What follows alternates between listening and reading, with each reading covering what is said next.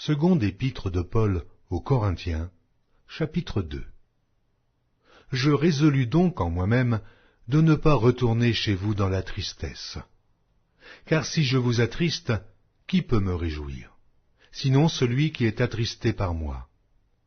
J'ai écrit comme je l'ai fait, pour ne pas éprouver, à mon arrivée, de la tristesse de la part de ceux qui devaient me donner de la joie, ayant en vous tous cette confiance que ma joie est la vôtre à tous. C'est dans une grande affliction, le cœur angoissé, et avec beaucoup de larmes que je vous ai écrit, non pas afin que vous fussiez attristés, mais afin que vous connussiez l'amour extrême que j'ai pour vous. Si quelqu'un a été une cause de tristesse, ce n'est pas moi qui l'a attristé, c'est vous tous, du moins en partie, pour ne rien exagérer. Il suffit pour cet homme du châtiment qui lui a été infligé par le plus grand nombre, en sorte que vous devez bien plutôt lui pardonner et le consoler, de peur qu'il ne soit accablé par une tristesse excessive. Je vous exhorte donc à faire acte de charité envers lui. Car je vous ai écrit aussi dans le but de connaître, en vous mettant à l'épreuve, si vous êtes obéissants en toutes choses. Or, à qui vous pardonnez, je pardonne aussi.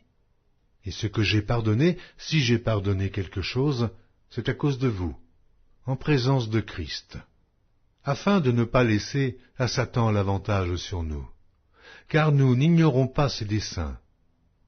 Au reste, lorsque je fus arrivé à Troas pour l'évangile de Christ, quoique le Seigneur m'y eût ouvert une porte, je n'eus point de repos d'esprit, parce que je ne trouvais pas Tite, mon frère.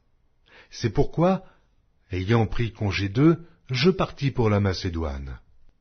Grâce soit rendue à Dieu, qui nous fait toujours triompher en Christ, et qui répand pour nous, en tout lieu, l'odeur de sa connaissance.